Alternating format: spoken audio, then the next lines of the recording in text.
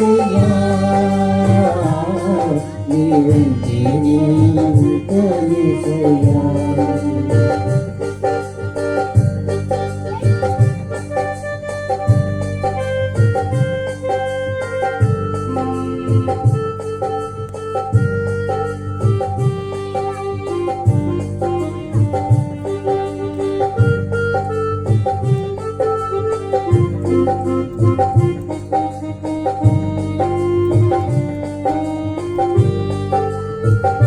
నీకు ఇలాలో ఏదియో లేదు అసాధ్యము నీకు కృపతో నాకేదియో కావిల సమానము నీకు ఇలాలో ఏదియో అసాధ్యము నీదు కృపతో నాకేమియు కావిల సమానము నీ మాట చాలయ్యా నీ చూపు చాలయ్యా నీ తోడు చాలయ్యా నీ నీడ చాలయ్యా నీ మాట చాలయ్యా నీ చూపు చాలయ్యా నీ తోడు చాలయ్యా నీ నీడ చాలయ్యా నీ ఉంటే నాకు చాలు యేసయ్యా నీ ఉంటే యేసయ్యా నీ ఉంటే నాకు చాలు యేసయ్యా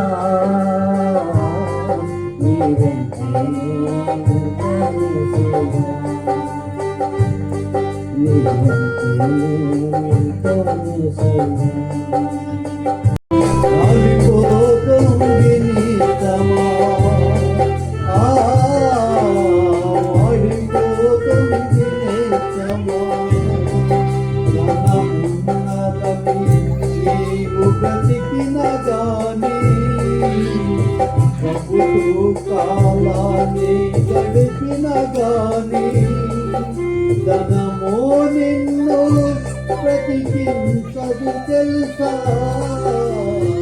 ఖర్చు నిన్ను రక్షించదు తెలుసా మరణము రాకముందే అది నిన్ను చేరకముందే మరణము రాకముందే అది నిన్ను చేరకముందే పాపాలు విడుము చేద్దామా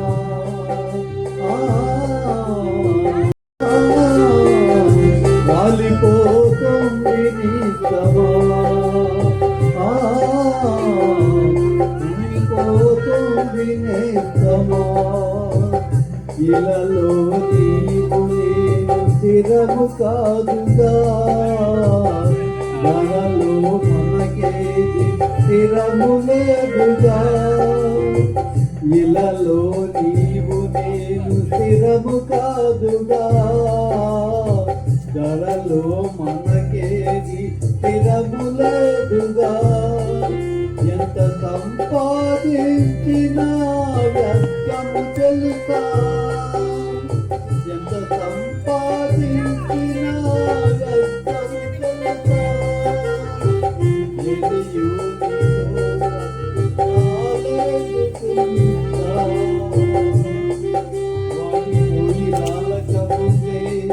ఎక్కి పరవేయకముందే వాడిపోయి రాలకముందే ఎక్కి పరవేయకముందే పాపాలు విడువు చేస్తమా కవుని చేరు నిద్రమా పాపాలు విడువు చేస్తమా ప్రభును చేరు మిత్రమా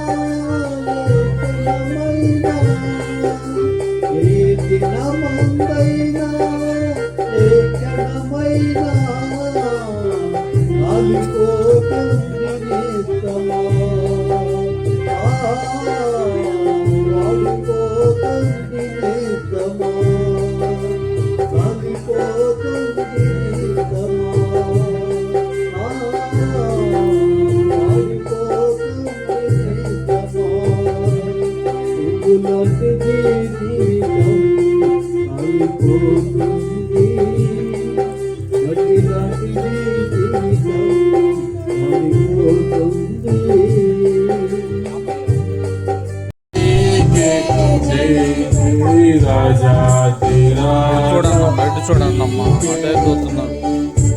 జై యేసు రాజా, జై రాజా,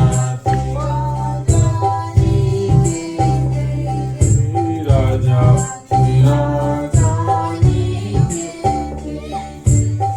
పాపకు పములో బడియు, పాపకు పములో బడియు, నన్ను చూచి,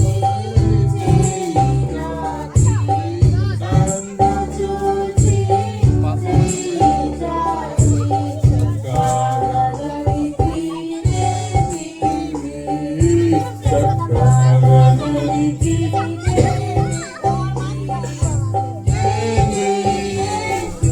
రాజా, జై జై రాజా, రాజా నీకే జై, రాజా రాజా నీకే రక్తములో నన్ను కడిగి, రక్తములో నన్ను కడిగి, పాపమంతా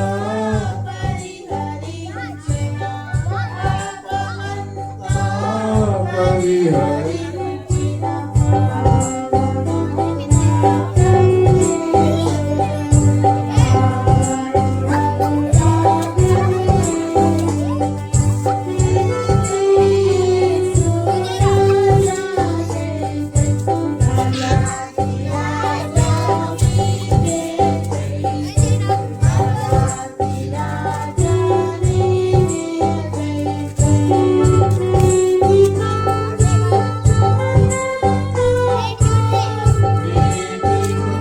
నీతియుడనైనా నాకు నీతి రక్షణ వస్త్రములను, నీతి రక్షణ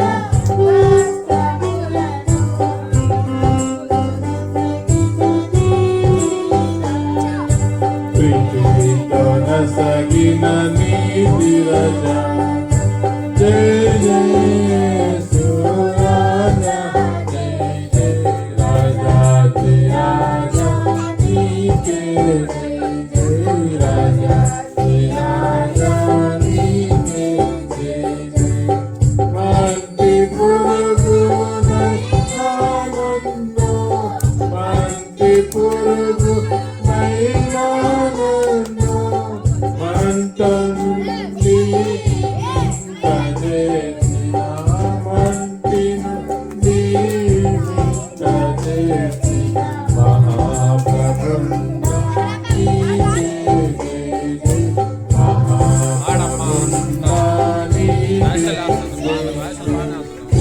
జై, యేసు రాజా, జై జై రాజా, జై రాజా నీకే జై, జై రాజా, జై రాజా నీకే జై, జై పాప శాప గ్రస్తుడనైయున్న, పాప శాప గ్రస్తుడనైయున్న నన్ను కూడా నీ స్వకీయ, నన్ను కూడా స్వకీయ సంపాద్యముగా చేసితివి, సంపాద్యముగా చేసితివి, జై జై యేసు రాజా, జై జై రాజా,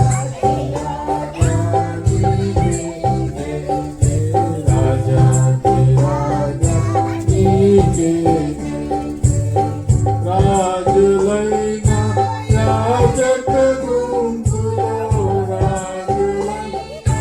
రాజక గుంపులో నన్ను కూడా నీ సత్తైన, నన్ను కూడా నీ సత్తైన పరిశుద్ధ జనముతో చేర్చితివి, పరిశుద్ధ జనముతో చేర్చితివి, జై జై యేసు రాజా, జై జై రాజా, జై రాజా నీకే జై, రాజా, జై రాజా నీకే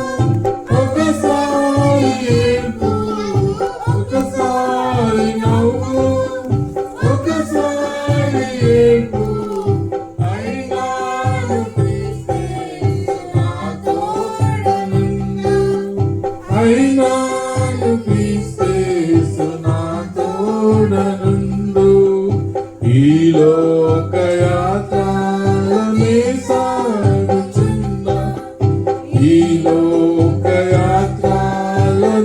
సాగుచున్నా జీవిత యాత్ర ఎంతో కఠినము జీవిత యాత్ర ఎంతో కఠినము ఘోరాంధకార పాడే. ఘోరాంధకార తుఫానులన్నీ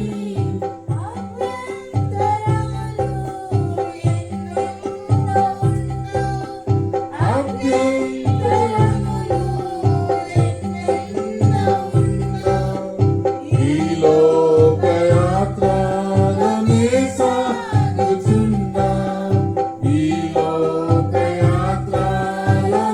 సాగుచున్నా నీవే ఆశ్రయం క్రీస్తేసు ప్రభువా నీవే ఆశ్రయం క్రీస్తేసు ప్రభువా అనుదినము నిన్ను ఆరాధించెదను అనుదినము నన్ను ఆదరించెదవు నీతో నా విడువలేదనడు నీతోనే ఉన్నా విడువలేదనడు నీ ప్రేమ మధుర స్వరము విన్నాను నీ ప్రేమ మధుర స్వరము విన్నాను అయినాడు క్రీస్తేసు నా తోడు అయినాడు క్రీస్తేసు నా తోడు ఈ లోకయాత్రలోనే సాగుచున్నా ఈ లోకయాత్రలోనే సాగుచున్నా ఒకసారి నవ్వు ఒకసారి ఏడ్పు ఒకసారి నవ్వు ఒకసారి ఏడ్పు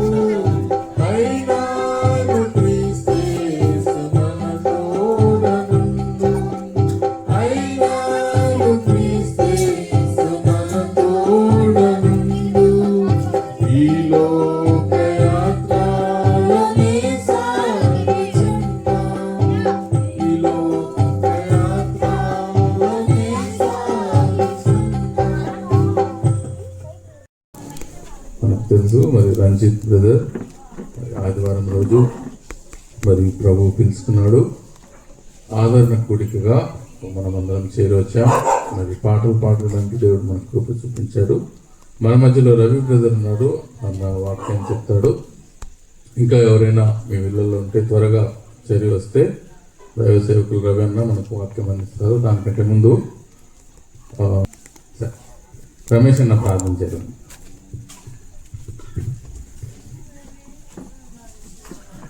మా ప్రేమ కలిగిన పరలోకపు తండ్రి నీ మహాకృపను బట్టి స్తుతులు స్తోత్రాలు చెల్లించుకుంటున్నాం దయగల దేవుడివి కృప కలిగిన దేవుడివి మరి నాయన రంజిత్ నువ్వు పిలుచుకున్నందుకే స్తోత్రాలు నరులారా తిరిగి రమ్మన్నప్పుడు ఏ వ్యక్తి కూడా దాగలేడు నీ పిలుపుకు లోబడవలసిన వారమే మట్టి పురుగులైన మమ్మల్ని ప్రేమించి దేవాతి దేవుడు అయిన నువ్వు ఈ లోకానికి వచ్చి అయ్యా మా కోసం శిలువ మరణం పొందుటకు ఇష్టపడిన దేవుడివి మరి నాయన ఆర్భాటపుతోనూ ప్రధాన దూత శబ్దంతోనూ నువ్వు దిగి వచ్చినప్పుడు మృతులైన వారు మొదట లేస్తారు ఆ మీదట సజీవులైన మీరు క్రీస్తు కూడా మార్పు నుండి క్రీస్తు కూడా కొనిపోబడతారని వాక్యం సెలవిస్తుంది ఈ మాటల ద్వారా మీరు ఒకరిని ఒకరు ఆదరించుకున్నది మృతులైన వారు మొదట లేస్తారు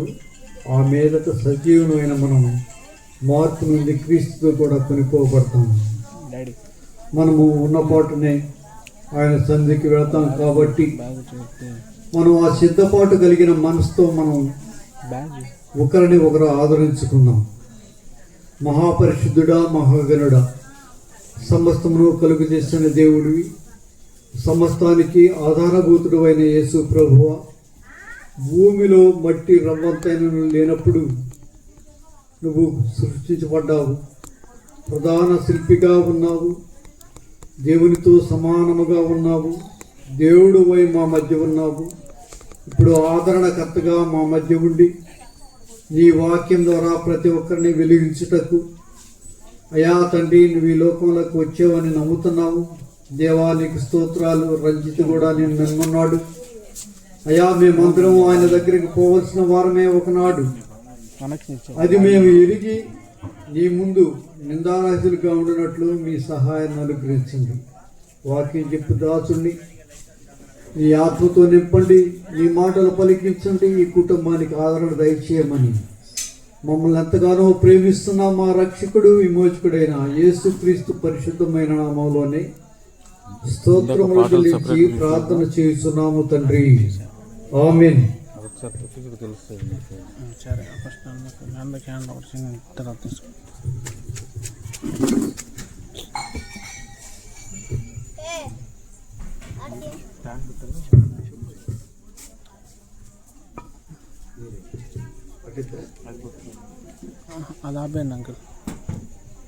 అటువంటి దేవుని ప్రజలైన మీ అందరికీ మన రక్షకుడు విమోచకుడు అయిన యేసు ప్రభు దివ్యనామములో హృదయపూర్వకమైన వందనాలు తెలియజేస్తున్నాం. అందరికి వందనాలు.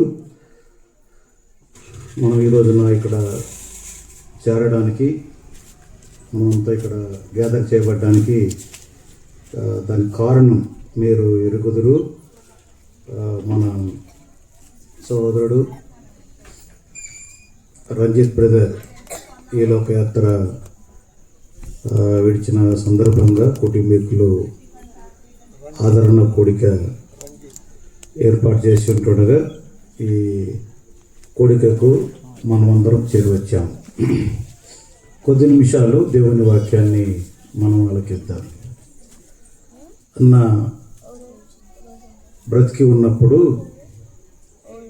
మేము దాదాపుగా హ్యాపీ బ్రదర్, రమేష్ బ్రదర్, నేను 2 సార్లు పైనే ఇంటికి వచ్చి అన్నకు వాక్యం చెప్పాం. అంటే ఆ పరిస్థితుల్లో ఉన్నప్పుడు ఎవరైనా మంచిగానే స్పందిస్తారు. ఆయన స్పందించడం కంటే ఇంకా చాలా వేగంగా స్పందించాడు. చాలా మంచిగా రిప్లై ఇచ్చాడు, జవాబు ఇచ్చాడు.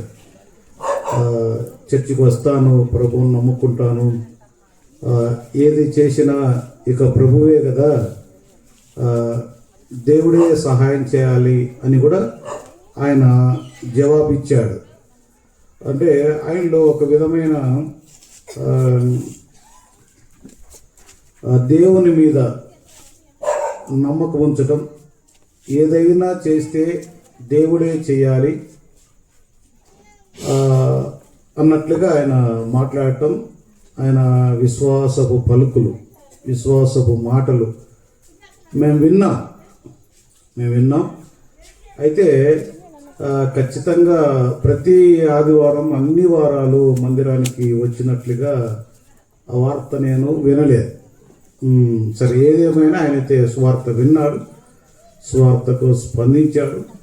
రాకపోవడానికి అనేక కారణాలు ఉండవచ్చు.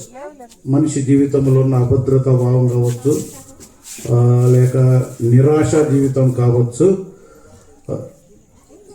ఏదేమైనా అనేక రకాల పరిస్థితులు ఉంటాయి. కొద్ది నిమిషాలు దేవుని వాక్యం విందాం. వారి సతీమణికి కానీ వారి పిల్లలకు దేవుని వాక్యం అవసరం. వారి పిల్లలు కూడా మా మిసెస్ ఇక్కడే మన బాలాజీ నగర్లో ఉన్న హై స్కూల్లో టీచర్గా పనిచేస్తూ ఉంది. వీళ్ళు వాళ్ళ స్టూడెంట్సే, ఆమె పిల్లల స్టూడెంట్సే. ఆమె చెప్పిన మాట, పిల్లలు మంచివారే, బాగా చదువుతారు. 2వ వాడు కొద్దిగా యాక్టివ్గా ఉంటాడు, బాగా మంచిగా ఉంటాడు. వాడిని పట్టుకొస్తే ప్రజలు అవుతారు అని కూడా వార్త మేము ఇంట్లో మాట్లాడుకోవడం జరిగింది. కాబట్టి ఈ రాత్రి కలశంలో చాలా చిన్న మాట, క్లుప్త సందేశం మీదటికి తీసుకొస్తాను. మన బాధ్యత what is our responsibility about that family. వారి కుటుంబం ఎడల మన యొక్క ఏమంటారంటే మానవత్వం అంటారు కదా. మానవత్వం అంటే బాధ్యత వేరు, మానవత్వం వేరు. ఒక కుటుంబం ఎడల ఆ విడవబడిన ఆ సహోదరి, ఆ భర్తను కోల్పోయిన సహోదరి ఎడల మన వైఖరి, లేక తండ్రిని కోల్పోయిన బిడ్డల ఎడల మన వైఖరి, మనం ఏ విధంగా స్పందించాలి, ఏ విధంగా ఉండాలి, లేక దేవుడు ఏం చెప్తున్నాడు, బైబిల్ ఏం చెప్తుంది అనే మాటలు మీ దృష్టికి నేను తీసుకురావడానికి ప్రయత్నం చేస్తాను. ఆ తర్వాత పెద్దలు, సేవకులు కూడా ఏమైనా చెప్తారేమో. నేనైతే వాళ్ళతో డిస్కస్ చేయలేదు. ఒకవేళ ఇంకా ఎవరైనా మాట్లాడే వాళ్ళు కూడా ఉండొచ్చునేమో నాకు తెలియదు. చిన్న ఒక 30 నిమిషాలు అటు ఇటుగా కొద్దిగా తక్కువగానే దేవుని మాటలు విందాం. ఈ కుటుంబ ఆదరణ కోసం మనందరితో దేవుడు మాట్లాడు నిమిత్తం ఒక చిన్న మాట చదువుతాను. చూడండి, ఆదికాండం 50వ అధ్యాయము 21వ వచనాన్ని చదువుకుందాం. ఆదికాండం 50వ అధ్యాయము 21వ వచనాన్ని చదువుకుందాం. అది, కాబట్టి భయపడకుడి, నేను మిమ్మును మీ పిల్లలను పోషించదనని చెప్పి వారిని ఆదరించి వారితో ప్రీతిగా మాటలాడెను. బైబిల్ కలిగిన వారు ఇదొక్క మాట గమనించండి. ఇంకా తర్వాత గమనించకపోయినా నేను ఓరల్గా చెప్పుకొస్తాను. వీళ్ళిద్దరికి వినడానికి, అర్థం చేసుకోవడానికి ప్రయత్నం చేయండి. మనం పెద్ద మర్మాలేం చెప్పట్లేదు కాబట్టి సాధారణమైన మాటలు, సాధారణమైన భాషలో మీరు ఆలకించదగిన రీతిలో నేను చెప్పడానికి ప్రయత్నం చేస్తాను. మరోసారి చదువుతున్నాను, వినండి. కాబట్టి భయపడకుడి, నేను మిమ్మును మీ పిల్లలను పోషించదనని చెప్పి వారిని ఆదరించి వారితో ప్రీతిగా మాట్లాడెను అనుకోండి. ప్రీతిగా ఇది ఈ విషయము ఆదికాండం, ఇది చివరి పుస్తకం, చివరి అధ్యాయం. ఆదికాండంలో 50 అధ్యాయాలు ఉంటాయి. 50 అధ్యాయాలు, ఇది చివరి అధ్యాయం 21వ వచనంలో ఈ మాట చెబుతున్నది. యాకోబు కుమారుడైన యోసేపు చెబుతున్నది వారి అన్నలతో, అంటే తమ్ముడైన యోసేపు తన అన్నలతో చెప్తున్నటువంటి మాట, సందర్భం. యోసేపును గురించి క్రైస్తవ ప్రపంచానికి చాలా బాగా తెలిసినటువంటి మాటలు చెప్తాను. యోసేపు మీద తన అన్నలు పగబట్టి తను నీతిమంతుడిగా ఉండడం కావచ్చు, పరిశుద్ధంగా ఉండడం కావచ్చు, తండ్రికి చాలా దగ్గరగా ఉండడం కావచ్చు, వారి అన్నలు కొద్దిగా పొరపాట్లు, బలహీనతలు కలిగిన వాళ్ళ అయి ఉండి ఇతను కొద్దిగా పర్ఫెక్ట్గా తన జీవితంలో ఉండిన దాన్ని బట్టి, ప్లస్ అతనికి వచ్చిన దర్శనం, అతనికి వచ్చిన కళ, ఆ కళ వచ్చిన భావం చెప్పినప్పుడు వారి తల్లిదండ్రులు అతని మీద బాధపడ్డారు.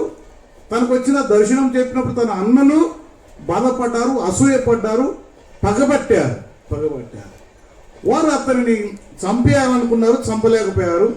కష్టపెట్టాలనుకున్నారు, కొద్దిగా కష్టపెట్టారు, ఇబ్బంది పెట్టారు. అతను గుంటలో వేశారు, గోతులో వేశారు, వారే బయటికి తీశారు, అమ్మి వేశారు. ఎక్కడికో వెళ్ళిపోయాడు. ఎక్కడో ఒక ఇంట్లో ఒక దాసునిగా, ఒక పని మనిషిగా ఒక ఇంట్లో చేరాడు. అట్ట దేవుడు అతని స్థితిని, స్థాయిని మార్చి ఒక రోజున ఒక ఉన్నతమైన స్థితికి తీసుకువెళ్ళి ఒక దేశంలో రాజు తర్వాత రాజు అంతటి స్థాయి అతనికి ఇచ్చాడు. రాజు అంతటి స్థాయి అతనికి ఇస్తే వారిని అక్కడ ఆహార శాఖ మంత్రిగా యోసేపే పనిచేస్తా ఉన్నాడు.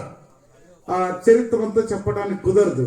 ఏ అన్నలైతే యోసేపును ద్వేషించి వద్దనుకున్నారో, కాదనుకున్నారో, గోతిలో పడివేశారో, అమ్మి వేశారో, ఇతను వద్దు అనుకున్నారో, కొన్ని సంవత్సరాల తర్వాత వద్దు అనుకున్న యోసేపు, ద్వేషించబడిన యోసేపు వీరికి దిక్కయ్యాడు. ఒక రోజున వారందరూ పొట్టకూటి కోసం అతని దగ్గరికి వెళ్ళిపోయారు. వీరందరేమో అతన్ని ఆహార శాఖ మంత్రిలాగా చూస్తున్నారు. రాజు తర్వాత రాజు ఇతను, అంత ఇతని చేతిలో ఉంది.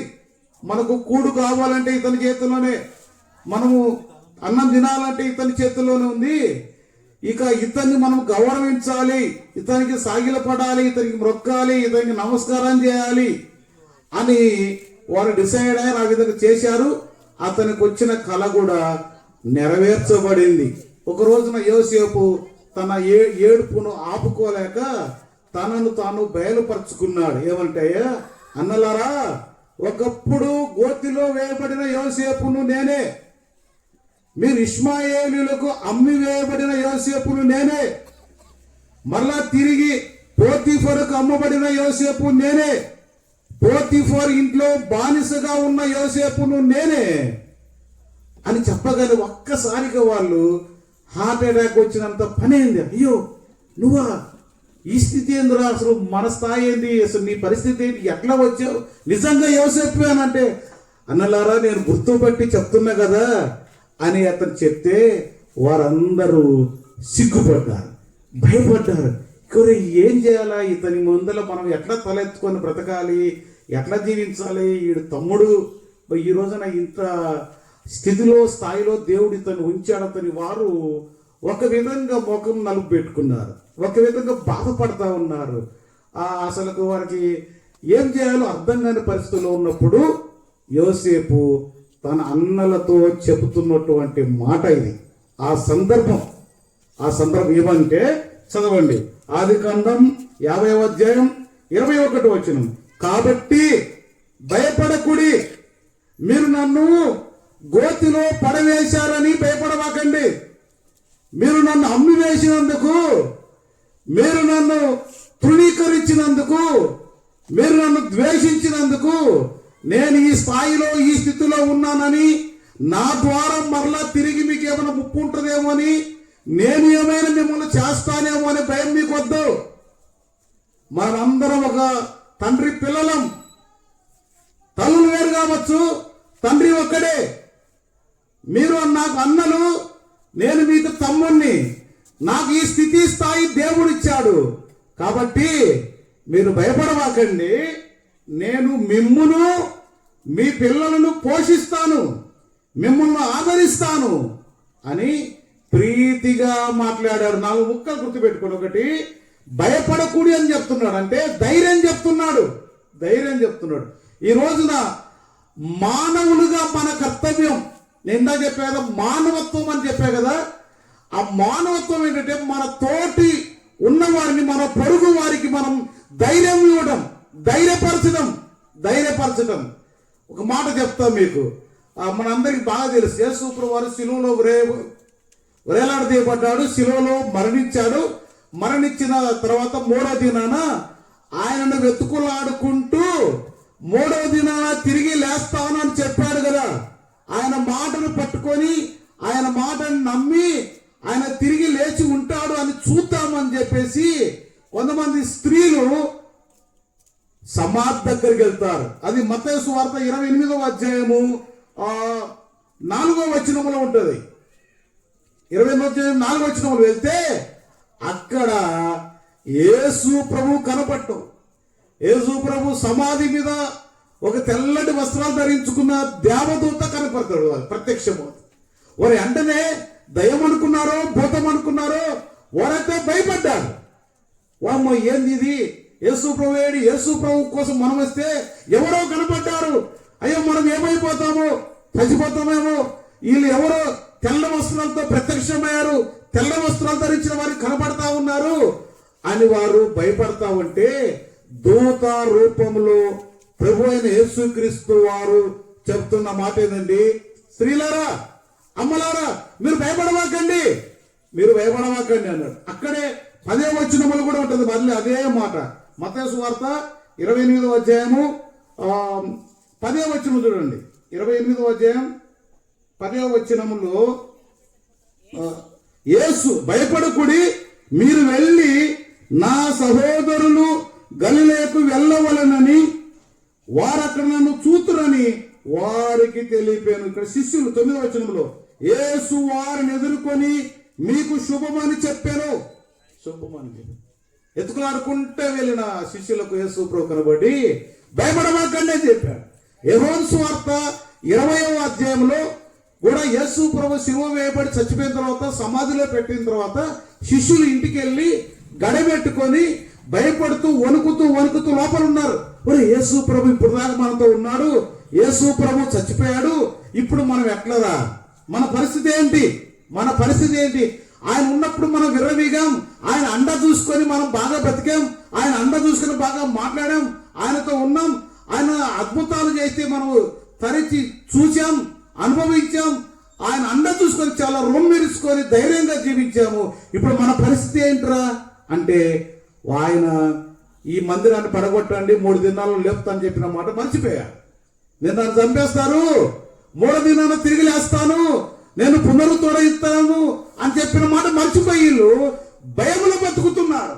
భయములో బతుకుతున్న వారి దగ్గరికి యేసు ప్రభు ఆ ఇంటిలో ప్రత్యక్షమాడు. ఇంటిలో వాకిలేసుకొని గడబెట్టుకొని లోపల గుసగుసలు ఆడుకుంటున్నారు. ఇప్పుడు ఎట్ట బతకాలరా, మన పరిస్థితి ఏంటి? ఆయన ఉన్నింటే బాగుండు. ఆయన ఎప్పుడో చెప్పాడు, మీ హృదయములను కలవరపడకనీయుకుడి, నేను వెళ్తాను, ఆదరణకర్త మీ దగ్గరకు వస్తాడని. ఈ మాటలన్నీ మర్చిపోయారు. భయపడుతున్న ఆ శిష్యుల యొద్దకు యేసు ప్రభు ప్రత్యక్షమై భయపడకుడి, మీకు సమాధానం కలుగునుగాక అన్నాడు. మీకు సమాధానం కలుగునుగాక అన్నారు. అంటే యేసు ప్రభు భయపడిపోతున్న స్త్రీలను ధైర్యపరిచాడు, భయపడిపోతున్న శిష్యులను ధైర్యపరిచాడు. ఈరోజు మన ఎదుట ఉన్న కర్తవ్యం, మన బాధ్యత ఏంటంటే ఒక మనిషిగా తోటి వారికి మనం ధైర్యం ఇవ్వాలి, తోటి వారికి ధైర్యం చెప్పాలి. వారు ఏ పరిస్థితుల్లో ఉన్నా, ఏ విధానంలో ఉన్నా, వారు భయములో ఉన్నా, భయాందోళనలో ఉన్నా, మరణ పడకలో ఉన్నా, చచ్చిపోయిన కుటుంబమై ఉన్నా, అనారోగ్యములో ఉన్నా, హాస్పిటల్లో ఉన్న మనం చెప్పవలసిన మాట ఏంటంటే భయపడకుడి అని ధైర్యం చెప్పాలి. అమ్మా ఏం కాదులే, ధైర్యంగా ఉండండి చెప్పాలి. బైబిల్లో మనం ఎన్ని సూచన కానీ ప్రియులరా, ఒకసారి పౌలును అరెస్ట్ చేసి జైలుకు తీసుకెళ్తున్నారు ఒక సముద్రం గుండా. ఆ సముద్రంలో తుఫాను వచ్చి వారు చచ్చిపోతామేమో అనే పరిస్థితి వచ్చింది. అప్పుడు అడ్వాంటేజ్ తీసుకోవాలి పౌలు గారు. ఏదో పరిశుద్ధుని నన్ను, నీతిమంతుడు నన్ను, పాస్టర్నైనా నన్ను మీరు అరెస్ట్ చేశారు, అందుకే ఇది వచ్చిందని అన్న ఆయన. అయ్యలారా, మీరేం ఏమోకండి, మీ ప్రాణాలకి ఏం ముప్పు కాదు, నేను చచ్చిపోతే మీరు చచ్చిపోతారు, దేవుడు నాతో చాలా పని ఉంది ఆయనకు, నేను చాలా పని చేయాలి, నేను చచ్చిపోతే మీరు చచ్చిపోతారు, లేక మీరు చచ్చిపోతే నేను చచ్చిపోతా, కాబట్టి మీ ప్రాణాలకేం ముప్పు లేదు, మీ ప్రాణాలకేం భయం లేదు, మీరు భయపడమాకండి అని చెప్పాడు. ఇంకొక మాట కూడా చెప్తా, ఇదే అపోస్తలుడైన పౌలు తీసుకెళ్లి చెరసాల్లో వేసేస్తే చెరసాల్లో పునాదులు అదిరి ఆ వాక్యలు తెరుచుకుంటే జైల్లో ఉన్న ఖైదీలందరూ పారిపోయారు. జైల్లో ఉన్న ఖైదీలందరూ పారిపోతే ఆ జైలు అనుకున్నాడు, నా ఉద్యోగం పోతే ఈరోజు, నా భార్య పిల్లల పరిస్థితి ఏంటి, నా జాబ్ పోతుంది ఈరోజు, అందరూ వెళ్ళిపోయారు అని అతను ఆత్మహత్య చేసుకోవడానికి సిద్ధపడితే అక్కడే ఉన్న పౌలు, అయ్యా జైలర్ గారు నువ్వేం భయపడమాకు, కొంతమంది వెళ్ళిపోయారు, మేమున్నాం. సరే నువ్వెందుకున్నావా ఇంటి మీద ఆశ లేదని, నీకు వెళ్ళాలని లేదట, వెళ్ళాలని ఉంది, వెళ్తాను నాకు తెలుసు, కానీ ఇది దొంగసాటుగా దొడ్డిదారిలో వెళ్ళడం నాకు ఇష్టం లేదు. ఇప్పుడు నేను ఇక్కడ ఉండడం నీకు మేలు, మేము వెళ్తే నీ జాబుకు ప్రమాదం. ఆయన ఆత్మహత్య చేసుకుని చచ్చిపోతుంటే ఆ జైలర్కు ధైర్యం ఇచ్చాడు. అయ్యా జైలర్ గారు భయపడమాకు, మేము ఇక్కడే ఉన్నాం, నువ్వు ఏం చేసుకోబాకు, నువ్వు బ్రతుకు అంటే, అయ్యా అసలు ఏంటి, నీకు అడ్వాంటేజ్ తీసుకోవచ్చు, వెళ్ళిపోవచ్చు, పారిపోవచ్చు, కన్ను తెరిసిలోపు వెళ్ళిపోవచ్చు, తప్పించుకోవచ్చు అంటే, నా దేవుడు నన్ను విడిపిస్తే నేను వెళ్తా, కానీ నా ఎంతట నేను విడిపించుకొని వెళ్ళను అని వెళ్ళిపోవడానికి అవకాశం ఉన్నా అక్కడే ఉండి జైలర్ గారికి ధైర్యం చెప్పగా ఆ జైలర్ గారు ఇతని భక్తిని చూసి, ఇతని మాట తీరు చూసి అతను రక్షింపబడ్డాడు. అతని కుటుంబం అంతా రక్షింపబడ్డారు, మారు మనసు పొందారు, బాప్తిస్మం పొందారు ప్రియులారా. ఇది క్రైస్తవం అంటే. చిన్నదాన్ని కూడా మనం అడ్వాంటేజ్ తీసుకుంటాం, ఎవరో తిట్టడానికో మాట్లాడడానికో తప్పించుకోవడానికో దేనికైనా కానీ ఏదో ఒకటి సాకు తీసుకుంటాం, అడ్డం పెట్టుకుంటాం. కానీ పౌలు ఒక వ్యక్తిని రక్షించడానికి ఆ సమయాన్ని అడ్వాంటేజ్ తీసుకున్నాడు ప్రియులారా. అక్కడ జైలర్ గారికి ధైర్యం చెప్పాడు, అలా స్టీమర్ లో పడవలో వాళ్ళు వెళ్తా ఉంటే అధికారులకు ధైర్యం చెప్పాడు. యేసు ప్రభువారు ఆ సమాధి దగ్గర ఉన్న ఆడవాళ్లకు ధైర్యం చెప్పాడు, శిష్యులకు ధైర్యం చెప్పాడు. ఈ రోజు నువ్వు ధైర్యపరుస్తున్నావా ప్రజలను? ఇంకా భయపెడుతున్నావా? అమ్మో వయమ్మో వాతల్లేవని నువ్వు ఏం చేస్తూ ఉన్నావు? ఏం చేస్తున్నావు పిల్లారా? మానవునిగా మన కర్తవ్యం, మన బాధ్యత, మన తోటి ఉన్న వారిని ధైర్యపరచాలి.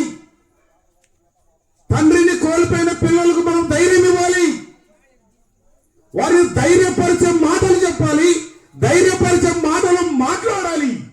భర్తను కోల్పోయిన ఆ యవనస్తులైన స్త్రీ విషయంలో కూడా, సహోదరి మేమున్నాం, నువ్వే భయపడాల్సిన పని లేదు, ఏ దేవుడు ఉన్నాడు, మేమున్నాం, సంఘం ఉంది, ఊరుంది, గ్రామం ఉంది, బంధువులు ఉన్నాం అని ఆమెకు మనము ధైర్యం చెప్పగలిగితే ఆమె హ్యాపీగా బ్రతకడానికి అవకాశం ఉంటుంది. ధైర్యం చెప్పకపోగా, ఆమె కాడికి పోకపోగా, ఆమెతో మాట్లాడకపోగా మనం ఇంకా వారిని భయపెట్టే మాటలో, అభద్రతా భావానికి గురయ్యే మాటలు మాట్లాడితే, వారి నిరాశకు వెళ్ళిపోయే మాటలు మాట్లాడితే ఆ పిల్లలు చాలా ఇబ్బందులకు గురయ్యే అవకాశం ఉంది. వారి సత్యమణి గారు నిరాశలకు వెళ్ళిపోయే ప్రమాదం ఉంది. కాబట్టి ఈ వాక్యం అంటున్న ప్రజలారా, దేవుని బిడ్డలారా, ఈ కుటుంబానికి బంధువులారా, ఈ కుటుంబానికి స్నేహితులారా, మీరు చేయవలసింది ఉందంటే, ఇదిగో భర్తను కోల్పోయిన ఆ సహోదరునికి ధైర్యపరచండి.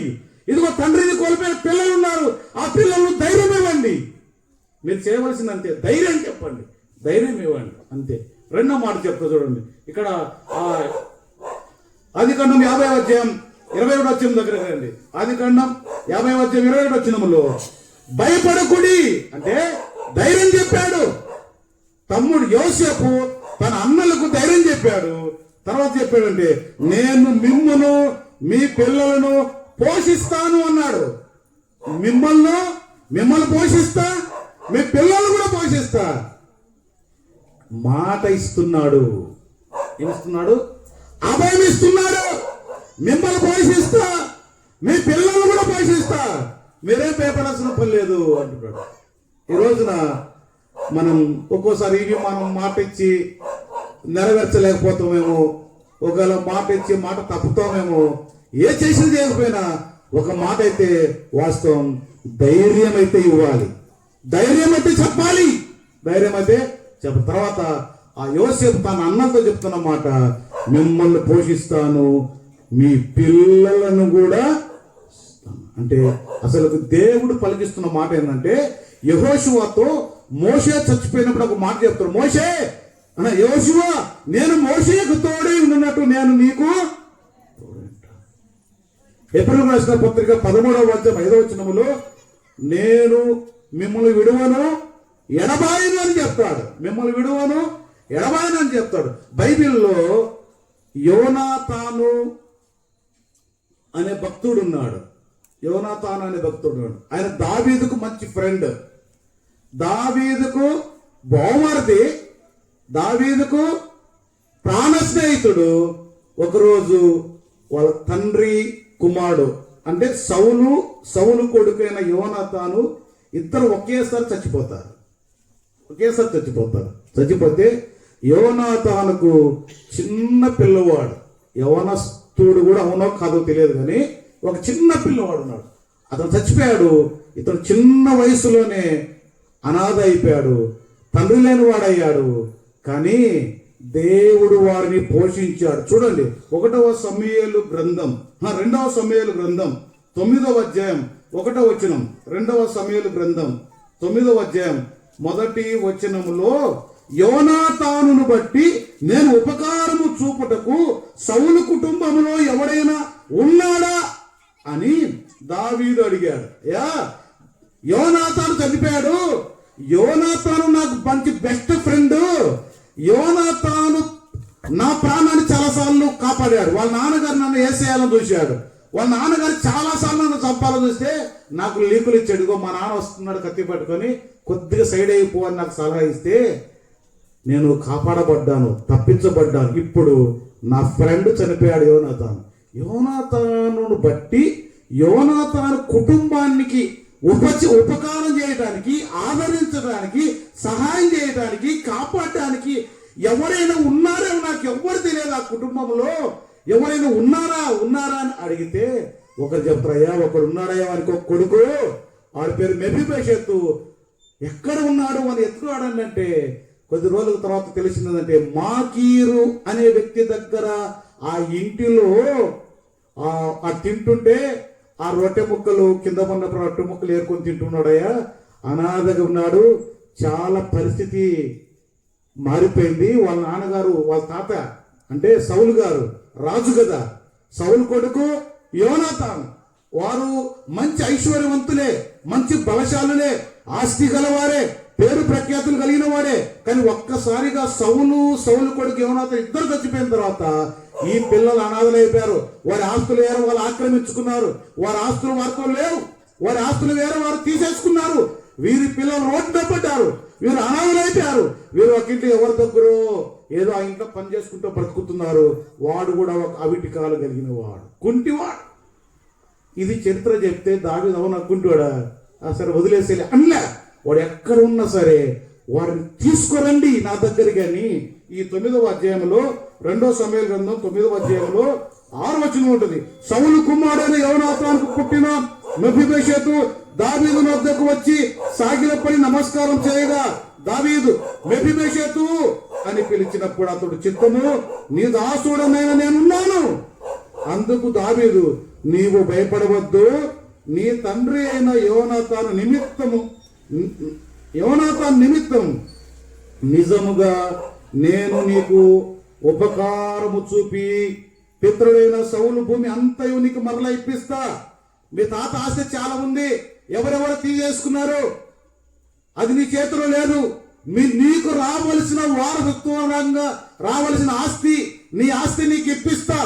నువ్వు నా యొద్దనే ఉండు, నా దగ్గరనే ఉండు. నేను ఏది తింటే అది తిను, నేను ఏది తాగితే అది తాగు, నేను ఏది కట్టుకుంటే అది కట్టుకో, నీకేం భయం లేదు. 13వ వచనం చూడండి, 2 సమూయేలు 9:13 చివరి వచనం. మెఫీబోషెతు యెరూషలేములో కాపురం ఉండి సదాకాలము రాజు బల్ల యొద్ద భోజనం చేయించు ఉండేను. వాడు 2 కాళ్ళు లేనివాడు అని రాయబడింది అక్కడ. 2 కాళ్ళు కుంటివి, కానీ తను బతికినంత కాలం, దావీదు రాజుగా ఉన్నంత కాలం దావీదు దగ్గరనే తిని తాగి పెరిగాడు. దేవునికి స్తోత్రం.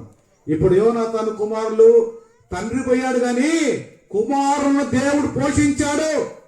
కుమారులను దేవుడు వదిలిపెట్టలేదు, దేవుడు విడిచిపెట్టలేదు.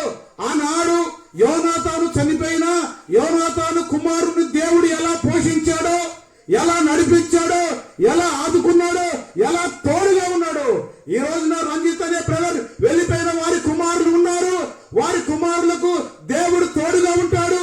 వారి కుమారులు దేవుడు పోషిస్తాడు. ప్రియులారా, ఈ మాట నమ్మండి.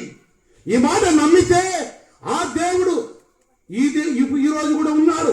దేవుడు నిన్న నేడు రేపు నిరంతరం ఒకటే రీతిలో ఉన్నాడు. యోనాతాను కుమారుని పోషించిన దేవుడు, యోనాతాను కుమారుని వీడుని ఎడబాయని దేవుడు ఈ రాత్రిమంతా ఉన్నాడు. ఆ కుటుంబాన్ని విడిచిపెట్టాడు. ఆ కుటుంబానికి దేవుడు తోడుగా ఉంటాడు. ఈ మాట నమ్మితే మన బిడ్డలను దేవుడు పోషిస్తాడు. 2 మాటలు చెప్పాను. ఒకటి, ఆయన ఏం చెప్పాడు, ఆది కాండంలో యోసేపు తన అన్నలతో, అన్నా నేను మిమ్మును పోషిస్తాను, మీ కుమారులను పోషిస్తాను అని ధైర్యం చెప్పాడు.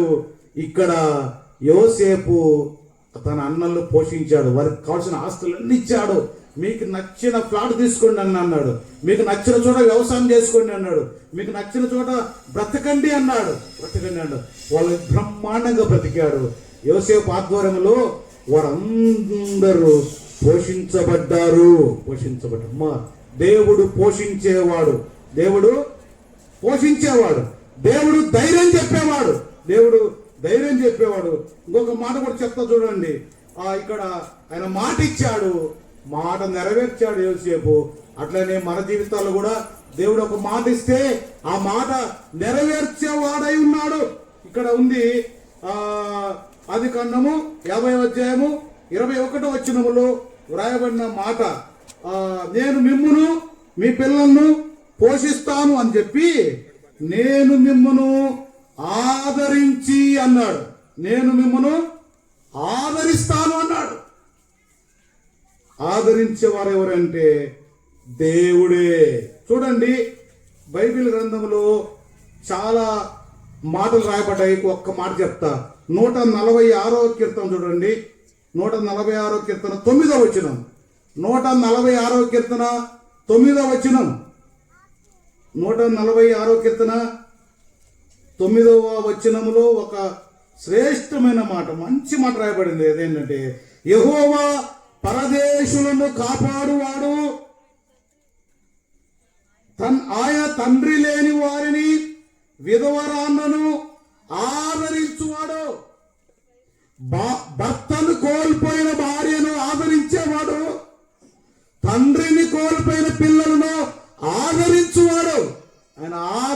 ఆయన యేసుక్రీస్తు వారు చనిపోయి తిరిగి లేచిన తర్వాత 40 దినాలు ఈ భూమి మీద ఉన్న తర్వాత ఆయన ఆరోహణమై వెళ్ళిపోయిన తర్వాత మేడగదిలో శిష్యులు ప్రార్థన చేస్తుంటే పరిశుద్ధాత్మ దేవుడుగా ఆదరణకర్తగా ఈ లోకానికి వచ్చాడు. ఎక్కడ 2-3 నా నామమును కూడి ఉంటారో వారి మధ్యలో ఆయన ఆదరించువాడుగా ఉన్నాడు, ఆదరణకర్తగా ఉన్నాడు. ప్రియులారా, ఆయన పేరే ఆదరణకర్త. తండ్రి, కుమారుడు, పరిశుద్ధాత్ముడు అన్నాడు. ఈ పరిశుద్ధాత్మునికి మరొక పేరే ఆదరణకర్త. ఆయన ఆదరించేవాడు. ప్రియులారా, నువ్వు ఏ స్థితిలో ఉన్నా, ఏ పరిస్థితుల్లో ఉన్నా, ఏ ఇబ్బందుల్లో ఉన్నా, ఏ కష్టాల్లో ఉన్నా దేవుడు ఆదరిస్తాడు, దేవుడు ఆదరించువాడు. ఇక్కడ యోసేపు తన అన్నలను ఆదరిస్తున్నాడు. మనం కూడా ఆ బిడ్డలను ఆదరించవలసిన వారమై ఉన్నాం. మనకున్నదంతా వారికి ఇచ్చేయమని చెప్పట్లేదు, మనకున్నది వాళ్ళకి పెట్టమని చెప్పట్లేదు.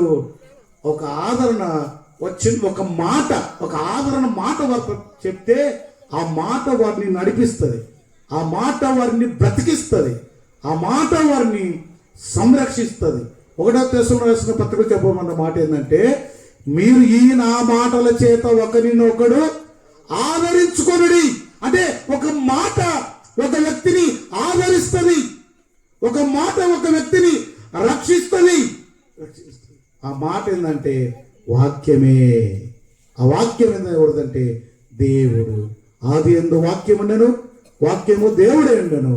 ఆ వాక్యమే కృపా సత్య సంపూర్ణుడిగా శరీరంగా మన మధ్యలో నివసిస్తా ఉంది. ప్రియులారా, నివసిస్తా ఉంది. ఆయన ఆదరించువాడు, ఆయన ఆదరించువాడు. పిల్లరా, యోసేపు తన అన్నలను పోషించాడు, తన అన్నలను ధైర్యపరిచాడు, తన అన్నలకు ఆదరించాడు. ఇంకొక మాట రాయబడింది అక్కడ, మంచి మాట ఏంటంటే, ఆదికాండం 50వ అధ్యాయం 21వ వచనంలో, నేను మిమ్మును మీ పిల్లలను పోషిస్తాను అని వారితో ప్రీతిగా మాట్లాడాను అని ఉంటుంది. మాటలాడాను అని ఉంటుంది. అంటే మాట్లాడాను. ఎట్లా మాట్లాడాడు? ప్రీతితో మాట్లాడాడు. ప్రీతి అంటే ఇష్టం అని అర్థం. ప్రీతి కంపెనీ ఉంది ఒకటి, కంపెనీ పేరు ప్రీతి. అంటే మీరు మెచ్చేది, మీరు నచ్చేది, మీకు ఉపయోగపడేది అని అర్థం. అంటే ప్రీతితో మాట్లాడటం అంటే ప్రేమతో మాట్లాడటం, ప్రేమగా. నేను నా మనసులో అనుకున్న ఆ టైం దాటిపోయాను. అన్నోళ్ళు చెప్పలేదు, నేను కూడా మీకేం మాట ఇవ్వలేదు, ఇన్ని నిమిషాలకి ముగిస్తానని. నేను అనుకున్న టైం అయిపోయింది. నేను ముగింపుగా మాట చెప్తున్నా, మనము ప్రజలతో, కుటుంబంతో, ఆ సహోదరితో, లేక ఆ పిల్లలతో ఎలా మాట్లాడాలంటే ప్రీతితో మాట్లాడాలి. అంటే ప్రేమతో మాట్లాడాలి, ప్రేమతో పలకరించాలి. మనుషులు రకరకాల ఆలోచనలు కలిగి ఉంటారు. మనుషులు రకరకాల అనుమానాలు కలిగి ఉంటారు. మనుషులు రకరకాలుగా పిలుస్తారు, పేర్లు పెడతారు. మీకు ఇంతే, ఇలా అయింది, మీకు అలా అయింది, మీకు ఇలా జరగాలి, మీరు ఏందో ఏం జరిగిందో ఏమో. ప్రజలు రకరకాలుగా మాట్లాడతారు. కానీ ఎట్లా మాట్లాడాలి? ప్రేమతో. బైబిల్లో ఋతు గ్రంథం 1వ అధ్యాయము 13వ వచనములో ఒకేసారి నయోమి అనే అత్త ఇద్దరు కొడుకులను కోల్పోయి ఉంటే ఆ కోడలతో మాట్లాడిన మాట ఏంటంటే, నా కుమార్తెలారా, చదవండి, నా కుమార్తెలారా అన్నది. అంటే ప్రీతితో ప్రేమతో మాట్లాడటం. అసలు ఒక్కసారిగా వారు భర్తను కోల్పోయినామనే పదం మాట కూడా మర్చిపోయింటారు. ఏమేంటి, మమ్మల్ని కుమార్తె అన్నది ఆ ప్రేమతో పలికిన పలుకుకు, ఆ మాటకు వాళ్ళంతా కరిగిపోయింటారు. అందుకే ఆమె ఆకర్షితురాలే ఆమెను హత్తుకున్నదంట.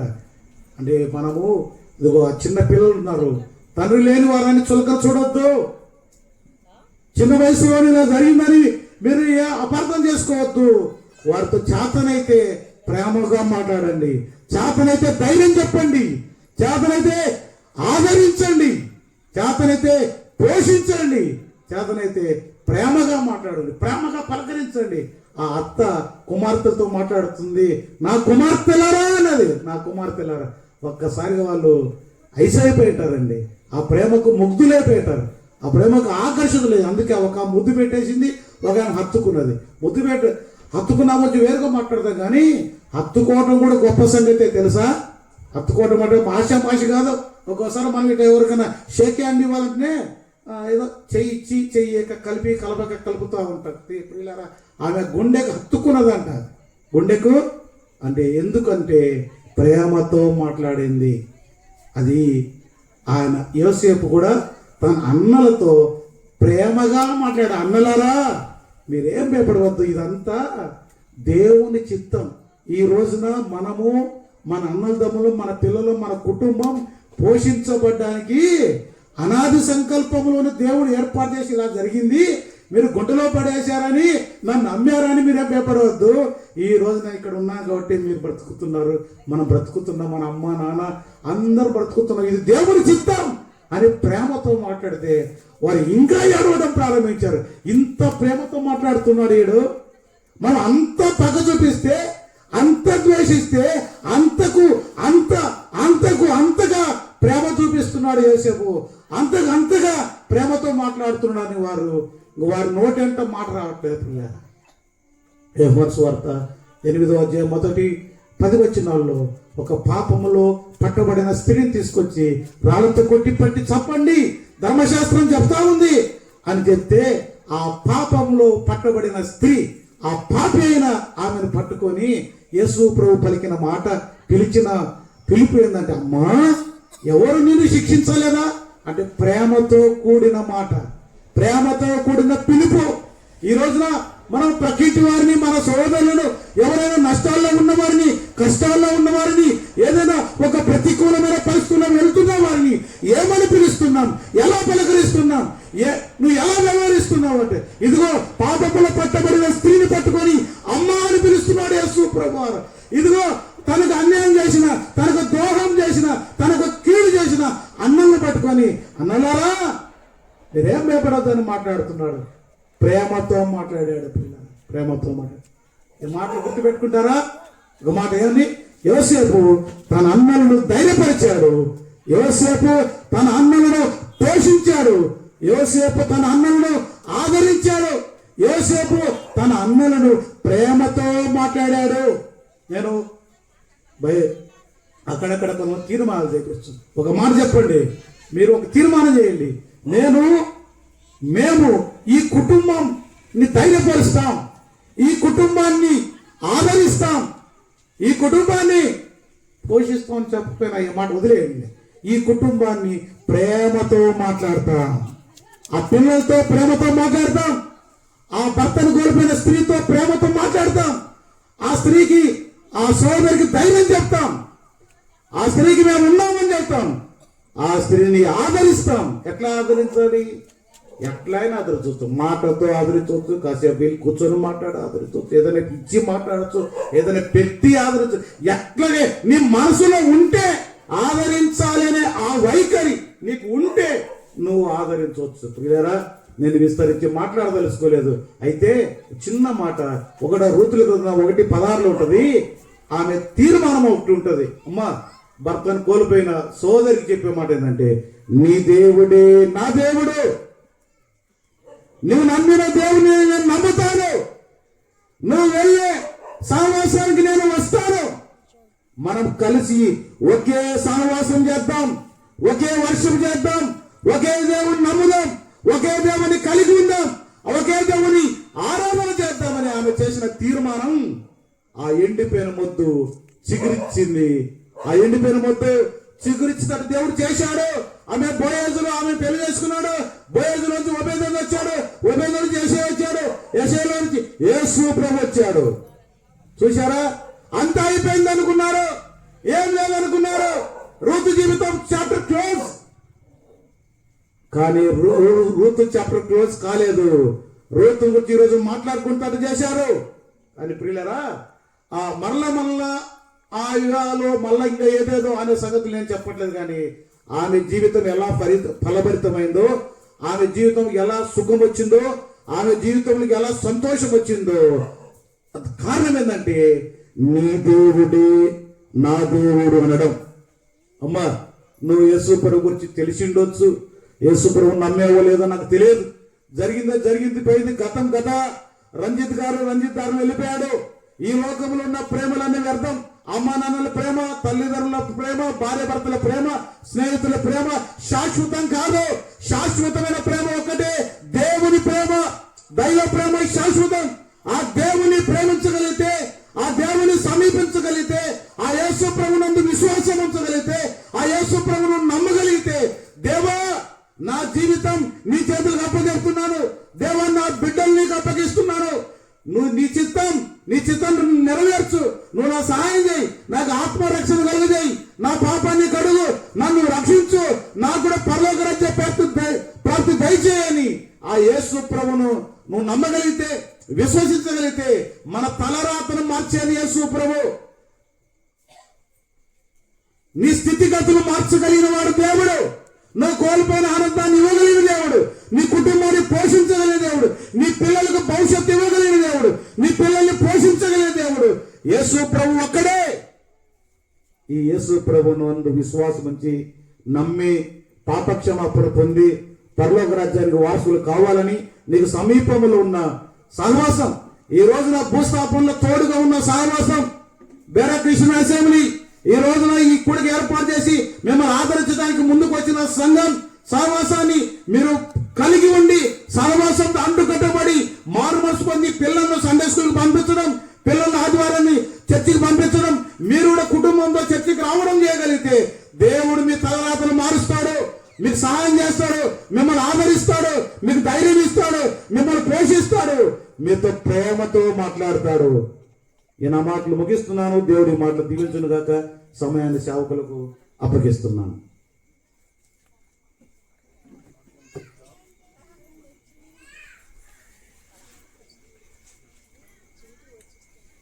చక్కని వాక్యం మనం విన్నాం. ఇంకా ఎవరైనా యేసుక్రీస్తుని అంగీకరించకపోతే ఆయన అంగీకరించండి. నేను కూడా ఒక వచనం చదువుతాను.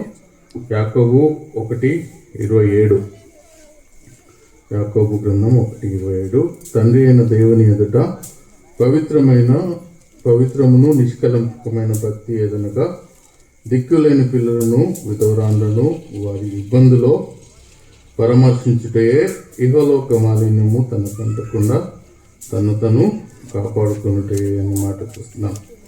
మన ప్రభువైన యేసుక్రీస్తు చనిపోయేటప్పుడు కూడా తన తల్లిని చూసి ఇదిగో నీ కుమారుడు అని యోహానుకు అప్పగించిన మన ప్రభువైన యేసుక్రీస్తే మనకు మాదిరి. మరి యేసుక్రీస్తు మరి తన తల్లిని యోహానుకు అప్పగించాడు. అదేవిధంగా మనందరికీ కూడా తన వాక్యం ఇచ్చాడు. You have to take care of the widows, విధవరాలను, దిక్కు లేని వారిని మనం చూసుకోమని. మనకు ఎలాగైతే యోహానుకు ఇదిగో నీ తల్లి చూసుకోమని చెప్పాడో అలాగనే మనకు కూడా దేవుడిచ్చిన ఆజ్ఞ ఏంటంటే భక్తి, నిజమైన భక్తి ఏంటంటే we have to take care of widows and దిక్కులేని వారిని మనము ఆదరించాలనే మాట మనం చూసుకున్నాం. మరి చక్కని మాటలు రవీంద్ర అందించాడు.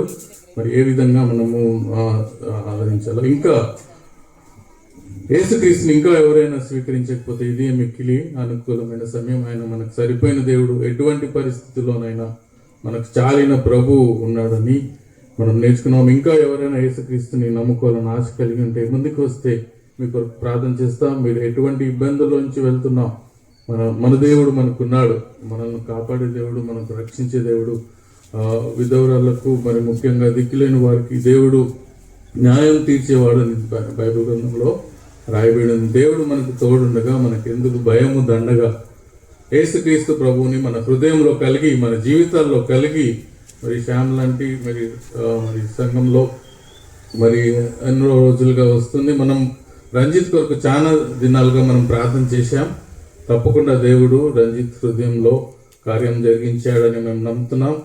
అదేవిధంగా మనమందరం కూడా మన హృదయంలో యేసుక్రీస్తుని కలిగి ఉంటే ఒకరికొరకు ఒకరు మనం ప్రేర్ చేసినప్పుడు దేవుడు మన జీవితాల్లో కార్యం జరిగిస్తాడు. కనుక ఆ కుటుంబాన్ని మనం ఆదరిద్దాం.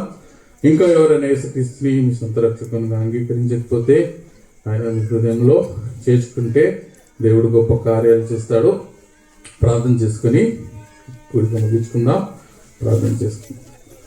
సర్వాధికారి, సర్వోన్నత మా గొప్ప దేవ, అయ్యా మరి మీ యొక్క సన్నిధిలో మిమ్మల్ని స్తుతించడానికి, మీ మాటలు వినడానికి, ఈ కుటుంబాన్ని ఆదరించడానికి మీరు మా మధ్యలో ఉండి మీరు జరిగిస్తున్న కార్యాన్ని బట్టి మీకు స్తోత్రాలు చెల్లిస్తున్నాం. అయ్యా మరి శ్యామ లాంటి మీరు జ్ఞాపకం చేసుకోండి. ఆ కుటుంబంలో అయ్యా మరి రంజిత్ని మీ సన్నిధికి పిలుచుకున్నారు. మరి విడబడిన కుటుంబాన్ని మీరు జ్ఞాపకం చేసుకోండి. బ్లౌజీ కొరకు, అలాగే విక్కీ పండుగ ప్రార్థన చేస్తున్నాం. ఆంటీకి కూడా మీరు ఆదరణ దయచేయండి. ఆ కుటుంబంలో మరి శ్యామ లాంటి కుమార్తె, వారి మనవాళ్ళు అందరినీ మీరు జ్ఞాపకం చేసుకోండి. ఆదరణ కలిగించే దేవుడు నీవే కనుక ఈ కుటుంబాన్ని ఇంకా మీరు మీ సన్నిధిలో ఎదిగి వారికి ఉన్న ప్రభు అక్కర్లు, అవస్థతలన్నీ తీర్చేది నీవే కనుక మీ చేతికి కుటుంబాన్ని అప్పగిస్తున్నాం. మరి సంఘంగా మేమందరం కూడి మీ సన్నిధిలో స్తుతించే భాగం, మరి కుటుంబాన్ని ఆదరించడానికి మా మధ్యలో ఉండి మరి రవి బ్రదర్ని కూడా మీరు వాడుకొని చక్కని మాటలు అందించారు. మరి రవి బ్రదర్ ఆయన సేవను ఇంకా జీవించండి. చేరవలసిన ప్రతి ఒక్కరిని బట్టి మరి ప్రతి ఒక్కరి కుటుంబాల్లో, ప్రతి ఒక్కరి జీవితాల్లో ఎటువంటి అక్కర అవసరత ఉందో మీకు తెలుసు ప్రభు. వాటిని తీర్చేది నీవే కనుక ప్రతి ఒక్కరికి ప్రార్థన చేస్తున్నాం. ప్రతి కుటుంబాన్ని, చేరి వచ్చిన ప్రతి ఒక్కరిని మీరు జ్ఞాపకం చేసుకుని మీ యొక్క ఆత్మతో నింపి బలపరిచి మీ కార్యం జరిగించుకోనండి. మమ్మల్ని మేము మీ చేతికి అప్పగించుకుంటుండగా మీ నామనికి మహిమ గంట తెచ్చుకున్నాము. మా రక్షకుడు విమోచకుడు నేను యేసుక్రీస్తు నామంలో ప్రార్థించి వేడుకుంటున్నాం తండ్రి. ఆమేన్.